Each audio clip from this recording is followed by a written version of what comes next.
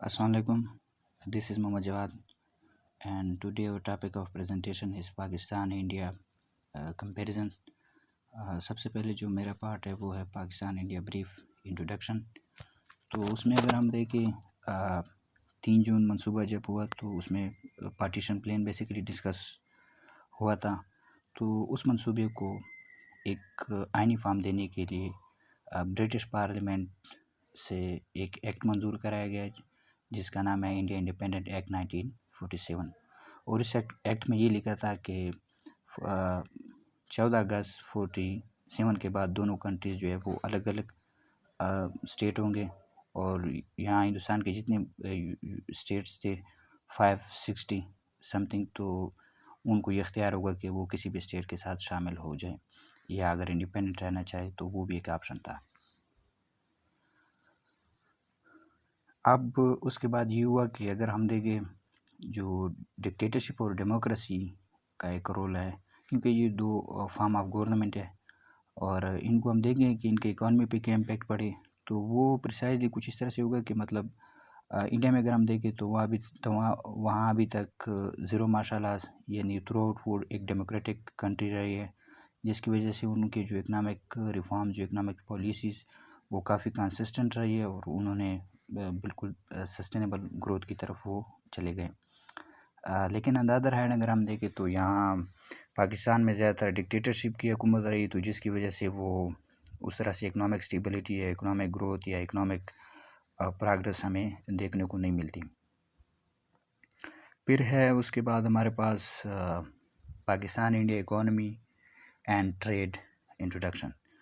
तो पहली बात तो ये कि दोनों लेबर इंटेंसिव कंट्रीज़ हैं और दोनों कंट्रीज़ की ज़्यादातर लेबर जो है वो मतलब जो फार्म में काम करते हैं तो उसमें से यूएसए में ज़्यादातर, यूरोप में और स्पेशली इधर ये गल्फ़ कंट्रीज़ में, तो वो फिर अपने कंट्रीज़ जो है ना रेमिटेंसेस भेजते हैं और रेमिटेंसेस दोनों कंट्री के एज ए रिज़र्व के तौर पे काम करते हैं और बैलेंस ऑफ पेमेंट में बहुत हेल्प आउट होती है उससे, और पूरे इकनॉमिक साइकिल में फिर इनका एक बहुत अहम रोल होता है।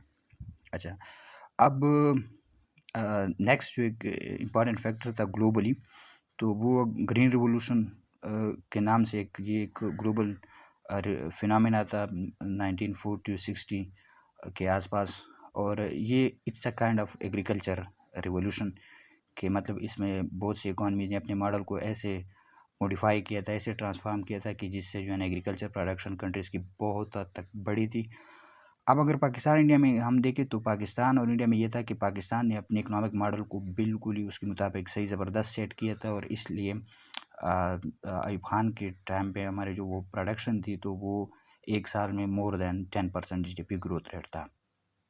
जबकि ऑन द अदर हैंड अगर हम देखें ना तो इंडिया ने चूँकि इकनॉमिक मॉडल और पॉलिसी को उस तरह से डिज़ाइन नहीं किया था, जिसकी वजह से उनकी ग्रोथ कोई ख़ास बेहतर नहीं थी ग्रीन रिवॉल्यूशन के टाइम पे।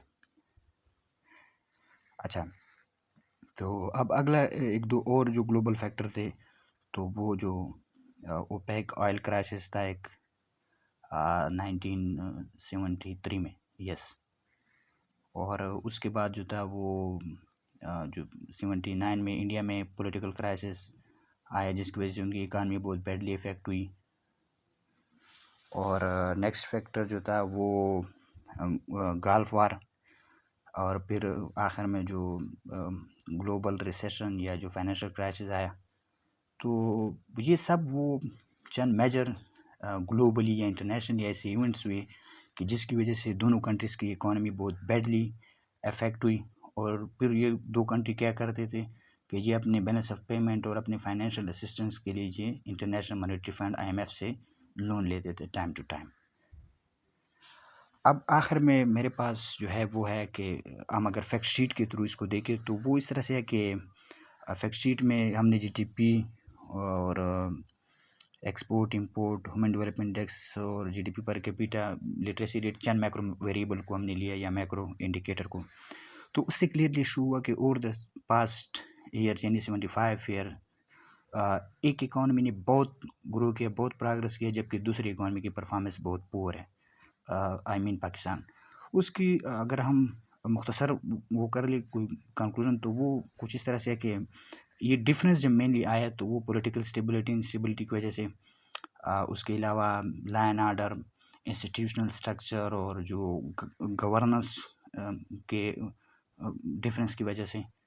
तो that's all from my side, thank you so much. India's trade. Like Pakistan, India faced the same economic crisis at the start of their independence, but according to the statistics, they have settled very well due to their effective economic policies. India trying to take the same steps as any country would take. Some of the main trading partners of India are United States, China, United Arab Emirates, Hong Kong, Singapore, Nepal, Germany, Bangladesh, United Kingdom, Singapore, Switzerland, Indonesia. So here are some facts of imports and exports of India. India's total exports are equal to a whopping amount of 4 to 1.894 billion US dollar, while their imports are 612.60 billion US dollars, thus resulting in a trade deficit of approximately 190 billion dollars. Exports. If the total exports of India are divided into different sectors, so 70.7% of India's exports are manufactured goods, 17.3% are fuels and mining goods products, 11.5% are agriculture products, and the remaining 0.5% are other products that India exports. The main exporting partners of India are United States of America, United Arab Emirates, China, Hong Kong, Singapore, United Kingdom, Netherlands, Germany. Imports. India imports when divided into sectors are 49.4% manufactured goods, 36.5% fuels and mining goods, 5.7% are agricultural goods, while the remaining are other goods that includes different products. The major importing partners of India are China, United States, United Arab Emirates, Saudi Arabia, Iraq, Switzerland, Hong Kong, South Korea, Indonesia, and Singapore with a share of 14.37%, 7.57%, 6.39%, 5.70%, 4.91%, 3.67%, 3.63%, 3.28%, 3.17%, and 3.02% respectively. Trading blocks of India. India is currently part of 11 trading blocks and has signed free trade agreements with different countries to facilitate better trading opportunities and cheaper alternatives in the local market, to control inflation and provide better quality goods to consumers, to improve standards of living and country's economic growth.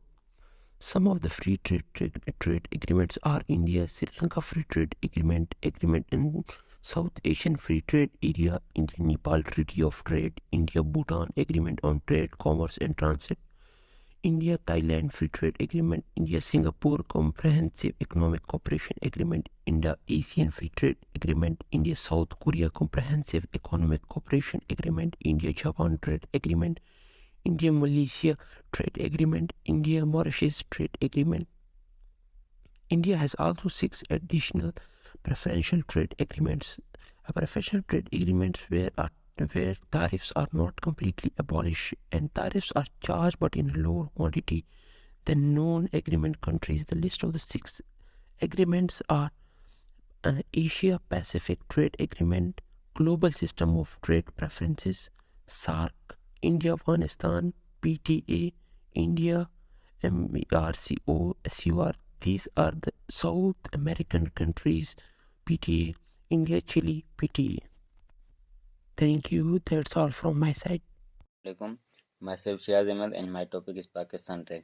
Pakistan के जो main trading partners हैं वो United state, China, United kingdom, Germany, Netherland, United Arab, Spain, Italy, Qatar, Saudi Arabia, Afghanistan और बांग्लादेश है। Pakistan trade में जैसा कि हर एक मुल्क अपनी बेटर इकोनॉमी को इम्प्रूव करने के लिए या इकोनॉमी को बेहतर करने के लिए ट्रेड करता है ताकि वो अपने मुल्क के आज़ाद फैसले कर सके। यहाँ पर अगर किसी मुल्क की जीडीपी कम होती है तो उस मुल्क में बजट डेफिसिट होता है और वो मुल्क अपनी जीडीपी या इकोनॉमिक आउटपुट को बेहतर करने की कोशिश करता है या फिर आईएमएफ को ज्वाइन करता है ताकि वो अपने मुल्क का बजट डेफिसिट कम कर सके। जैसे कि पाकिस्तान की भी यही सिचुएशन है और पाकिस्तान 22 मरतबा आईएमएफ से मुआहदा कर चुका है और जैसे कि पाकिस्तान को अभी $49 बिलियन ट्रेड डेफिसिट फेस करना पड़ रहा है। पाकिस्तान ने IMF को 11 जुलाई 1950 में ज्वाइन किया था। और उसके बाद है हमारा एक्सपोर्ट एंड इंपोर्ट। तो पाकिस्तान का जो टोटल इंपोर्ट है वो $80 बिलियन है, और जो पाकिस्तान का टोटल एक्सपोर्ट है वो $32 बिलियन है। इसलिए पाकिस्तान का जो ट्रेड डेफिसिट है वो जो कि $49 बिलियन है। उसके बाद है हमारा मतलब कि पाकिस्तान किस कौन कौन सी कंट्रीज़ के साथ एक्सपोर्ट और इम्पोर्ट करता है। सबसे पहले एक्सपोर्ट पे आते हैं तो पाकिस्तान USA के साथ 21% कॉटन लेदर एक्सपोर्ट करता है। चाइना के साथ 11% कॉटन, कॉपर और सीरियल एक्सपोर्ट करता है। यूनाइटेड किंगडम के साथ 7.3 टेक्सटाइल और कॉटन एक्सपोर्ट करता है। और जर्मनी के साथ टेक्सटाइल, फुटवेयर, फ्रूट 5.4% एक्सपोर्ट करता है। अब आते हैं इम्पोर्ट पे, तो पाकिस्तान चाइना से 29% इम्पोर्ट करता है, जिसमें electronics, food, plastic, iron, mineral और TC वगैरह मतलब इम्पोर्ट करता है। यूनाइटेड अरब से 10% आयरन और मिनरल इंपोर्ट करता है। इंडोनेशिया से 5.9% पाम ऑयल और रबर इंपोर्ट करता है। और जापान से 3.1% कार्स और इलेक्ट्रॉनिक्स इंपोर्ट करता है। उसके बाद है हमारा Pakistan and India trade benefits. तो इन दोनों मुल्कों की नफ़रतों के बावजूद एक दिन मसला हल होगा और ये दोनों मुल्क अब एक अच्छे ट्रेडिंग पार्टनर्स होंगे। और ये इन दोनों मुल्कों के लिए ज़रूरी भी है। और इन दोनों मुल्कों के दरमियान जो कॉस्ट है या बैलेंस ऑफ पेमेंट है या लोकल इन्फ्लेशन है और वो भी कम हो जाएगा। और और पाकिस्तान और इंडिया के जो ट्रेड मेन बेनिफिट पॉइंट्स हैं वो है मिनिमम ट्रांसपोर्टेशन कॉस्ट है, और not shortage in market, reduce custom duties या स्टेबल करेंसी है। मिनिमम ट्रांसपोर्ट मतलब कॉस्ट है, ट्रांसपोर्टेशन कॉस्ट है, उसमें जो है इन दोनों कंट्रीज़ के लिए सामान सस्ता हो जाएगा। और वो मतलब जो कंट्री है वो अपने लोगों में मतलब लो रेट पर प्रोवाइड कर सकती है। उसके बाद है नो शॉर्टेज। नो शॉर्टेज में ये कि चीज़ें बिल्कुल कम डिस्टेंस पर दस्तियाब होंगी और किसी भी टाइम हासिल की जा सकती है, या फिर अगर वो और अपने मुल्क की ज़रूरत को पूरा किया जा सकता है।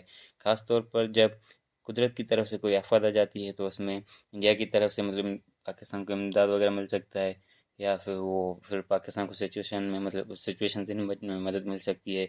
या फिर ऐसे ही इंडिया में अगर कोई सिचुएशन हो जाती है तो उधर पाकिस्तान की तरफ से मतलब कुछ मतलब इमदाद वगैरह या कुछ भी के उनको भेजा जा सकता है और उनको वो मतलब मदद मिल जाएगी। उसके बाद एक कस्टम ड्यूटीज़। अगर कस्टम ड्यूटीज़ में देखें तो जो कुछ ऐसे ट्रांसपोर्ट जो इलीगली सिस्टम से ट्रांसपोर्ट किए जाते हैं, या फिर वो ब्लैक मार्केट में जाते हैं, या फिर वो सरहदों पर स्मगल होते हैं। अगर इन दोनों कंट्रीज़ का जो ट्रेड है वो उनको नॉर्मल किया जाए या फिर कस्टम ड्यूटीज़ लगाए जाएँ तो इन दोनों कंट्रीज़ की जो गवर्नमेंट है वो गवर्नमेंट की रेवेन्यू बढ़ सकती है। उसके बाद है स्टेबल करेंसी। तो अगर पाकिस्तान इंडिया से आयरन इंपोर्ट करे in their local currency rather than from Australia dollar के हिसाब से, तो उसमें उसकी वजह से जो पाकिस्तान की जो करेंसी है वो स्टेबल जाती है। That's all, thank you. Hi, myself Mohammad Nasir to talk about my section in today's presentation. I will divide my section into three parts. First part is about how both Pakistan and India access each other by trade route, land route, sea route. And second part of my section is about the trade route of Pakistan and India. And third part of my section is joining of both these countries to the financial institution World Bank, IMF, and World Trade Organization WTO.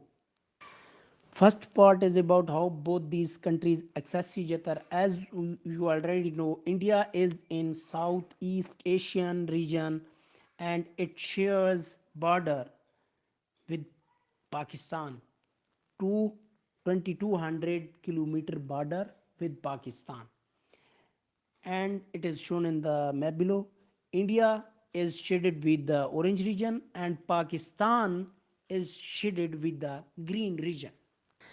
As far as trade routes are concerned, we will first discuss about the trade route of Pakistan and India. First, we will discuss about the airport of Pakistan and seaports and land routes, sea route.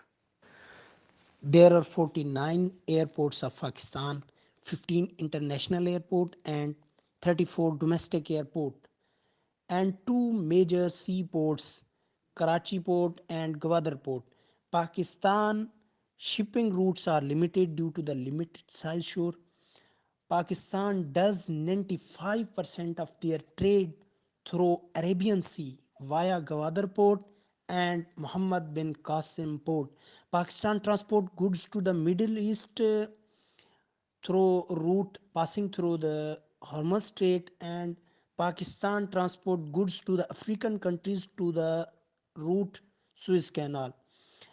And Pakistan does his trade to the north with the land routes and does trade to the west east through Arabian Sea, and 95% yani majority of the trade is done through the Arabian Sea.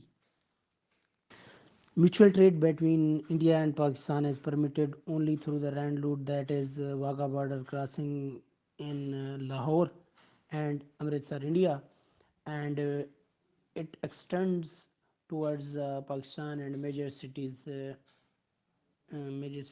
touch it. As shown in the map, there are four colors. Red color shows the trade route that goes towards the route of Suez Canal and Gibraltar, and it goes to the Middle East countries, Qatar and Kuwait, Saudi Arabia, and in yellow color, this is a Gulf, which is between Iran and Saudi Arabia, and in green color, this is state of Malacca and Bay of Bengal. Through this route, Pakistan access Bangladesh, Malaysia, Indonesia, and South Korea. And in the upper region, there is a black color through which Pakistan transport goods towards Kyrgyzstan and Kazakhstan.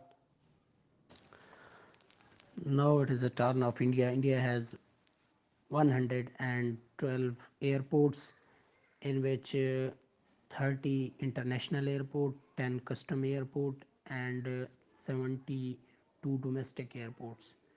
And there are 13 ports of India. Major land route through which India transport goods is Silk Route, and the second in north south transport corridor that passes through Iran, Bandar Abbas port, and goes all the way to Russia through Azerbaijan, and eventually connecting itself to the European countries. And the trade route is shown in the red on the right side of the page. Blue line indicates old route that passes through the Suez Canal near the Egypt and Somalia, and move through Strait of Gibraltar near Spain and Morocco. This all shown in the map. And India's east trade is mostly done through the Indian Ocean, through Chennai, Calcutta, and Krakow. The main route is Penang route that passes through state of Malaysia, passing Bay of Bengal, and then passing through the state of Malacca to bypass Malaysia and goes towards the Korea, China, Australia, Japan. The detailed picture of shipping route of India is shown in the map.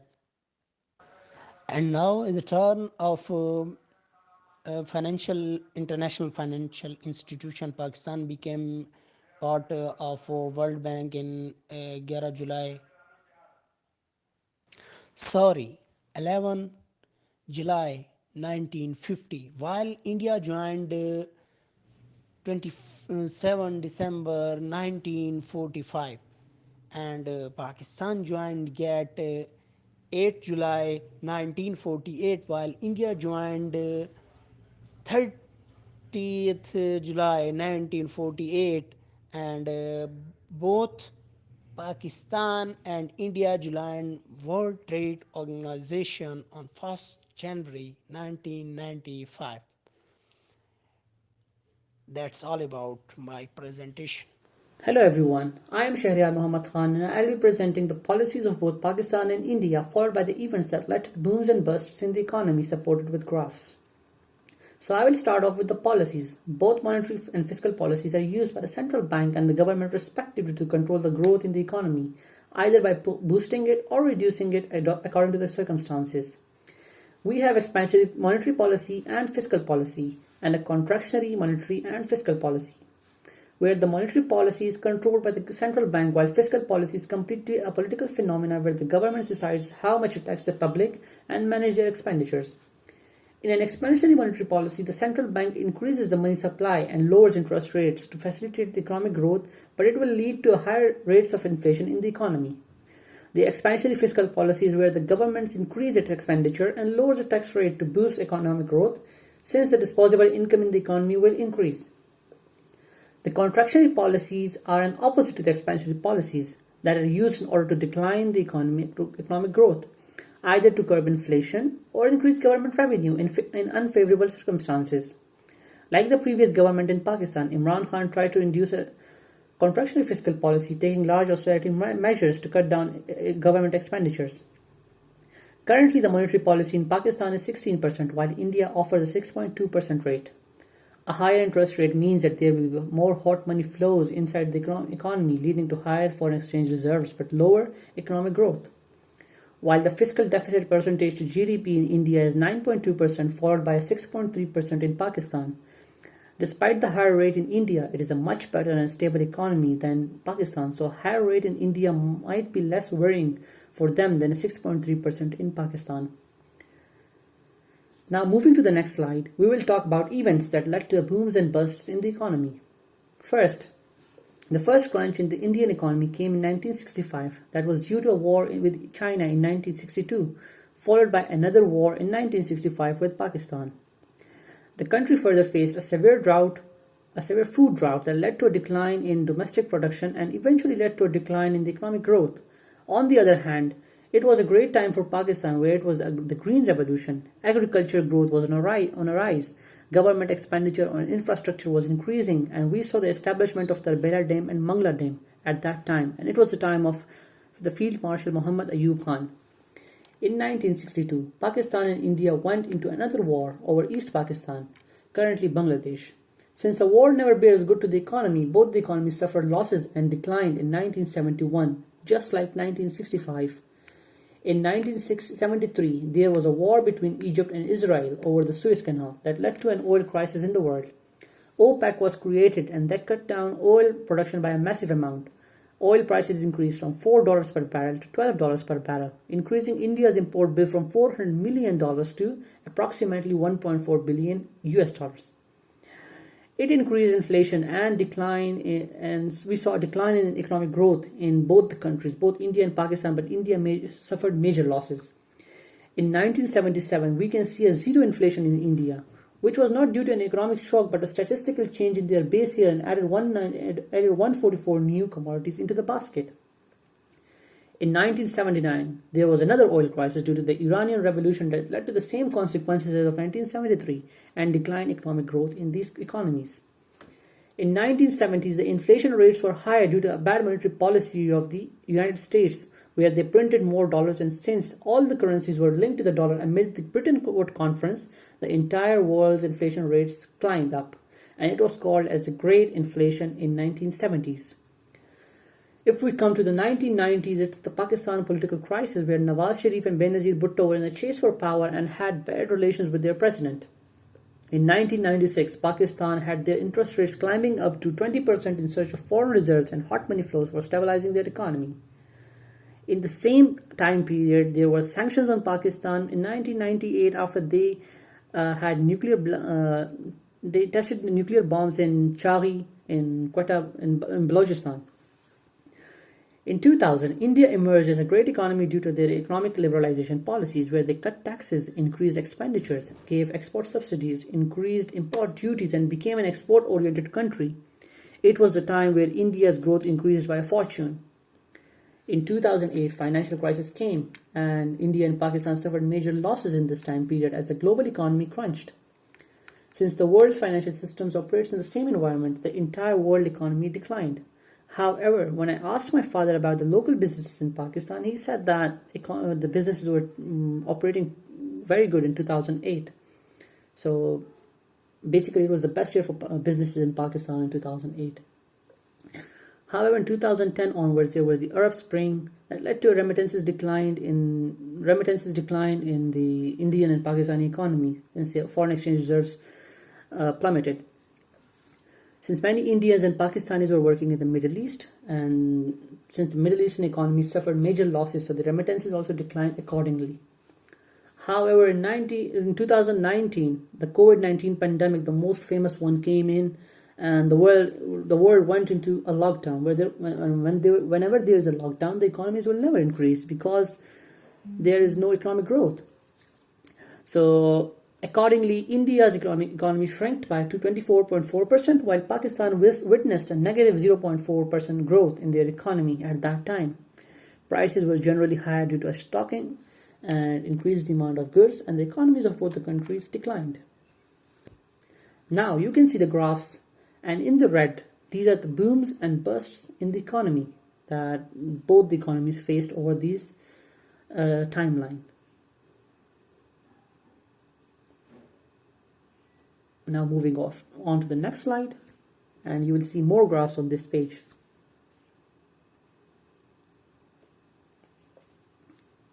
Now there will be this last slide that shows more graphs to support the events that were basically discussed a few minutes ago. Thank you very much.